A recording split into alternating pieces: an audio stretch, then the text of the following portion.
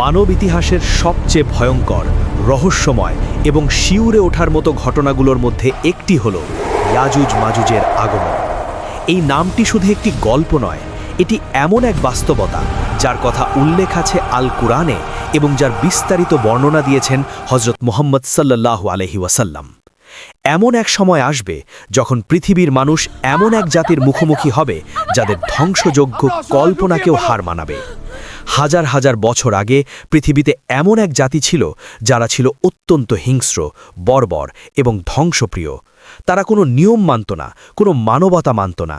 তাদের একমাত্র কাজ ছিল ধ্বংস করা, হত্যা করা এবং সব কিছু শেষ করে দেওয়া। তারা ছিল ইয়াজুজ এবং মাজুজ। তারা ছিল মানুষ, কিন্তু তাদের হৃদয়ে কোনো দয়া নেই, কোনো মায়া নেই। তারা যখন কোনো এলাকায় প্রবেশ করত তখন সেই এলাকা পরিণত হতো মৃত্যুর নগরীতে। মানুষ তাদের নাম শুনলেই আতঙ্কে কাঁপতে শুরু করত।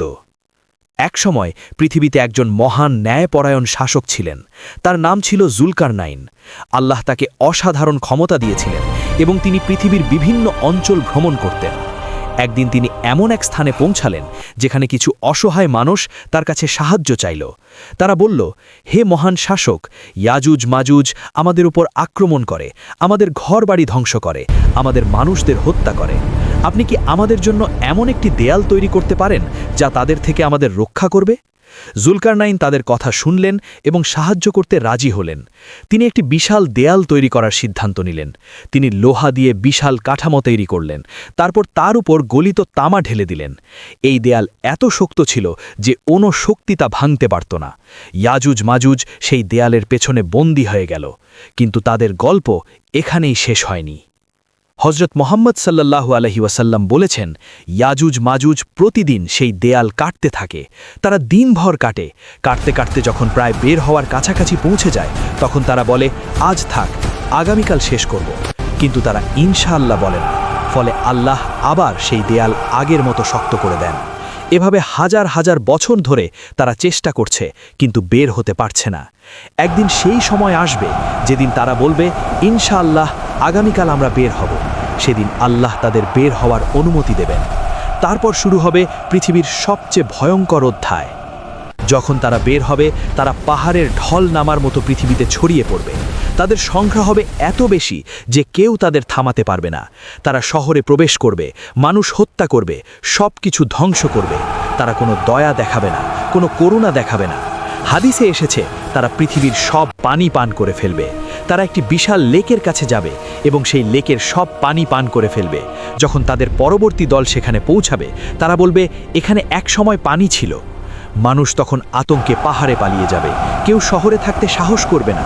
মানুষ দরজা বন্ধ করে লুকিয়ে থাকবে, কিন্তু তারা কোনো জায়গায় নিরাপদ থাকবে না।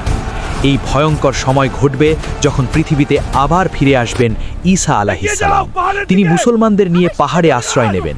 তখন মানুষ এত অসহায় হয়ে যাবে যে তারা শুধু আল্লাহর কাছে সাহায্য চাইবে। ইয়াজুজ মাজুজ এতটাই শক্তিশালী হবে যে তারা আকাশের দিকে তীর ছুড়বে। তারপর সেই তীর রক্ত মাখা অবস্থায় ফিরে আসবে।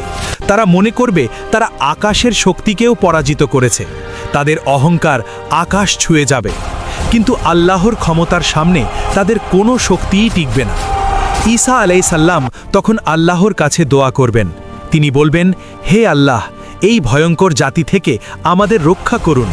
তারপর আল্লাহ একটি ছোট পোকা পাঠাবেন। এই পোকা তাদের ঘাড়ে আক্রমণ করবে।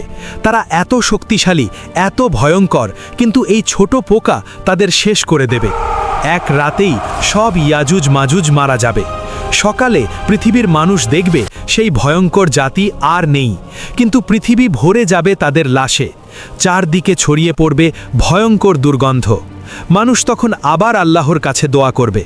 তারপর আল্লাহ বিশাল পাখি পাঠাবেন। সেই পাখিগুলো তাদের লাশ তুলে নিয়ে যাবে, দূরে ফেলে দেবে। তারপর আল্লাহ বৃষ্টি পাঠাবেন। সেই বৃষ্টি পৃথিবীকে পরিষ্কার করে দেবে।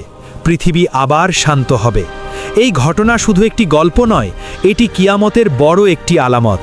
হযরত মুহাম্মদ সাল্লাল্লাহু আলাইহি ওয়াসাল্লাম বলেছেন, কিয়ামতের আগে ইয়াজুজ মাজুজ অবশ্যই বের হবে। ভাবুন, এমন এক সময় আসবে যখন পৃথিবীর মানুষ তাদের ভয়েই কাঁপবে। কেউ তাদের থামাতে পারবে না। কোনো সেনাবাহিনী, কোনো অস্ত্র, কোনো শক্তি তাদের সামনে টিকবে না। কিন্তু আল্লাহ দেখিয়ে দেবেন সবচেয়ে শক্তিশালী জাতিকেও ধ্বংস করতে একটি ছোট পোকাই যথেষ্ট। এই গল্প আমাদের একটি বড় শিক্ষা দেয়।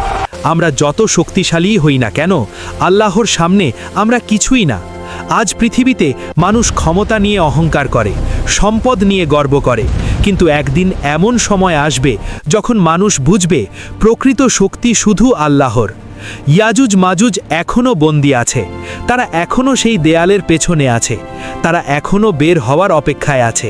হয়তো আমরা সেই সময় দেখব না, হয়তো আমাদের পরের প্রজন্ম দেখবে, কিন্তু এই ঘটনা অবশ্যই ঘটবে, কারণ এটি আল্লাহর প্রতিশ্রুতি এবং আল্লাহর প্রতিশ্রুতি অবশ্যই সত্য। তাই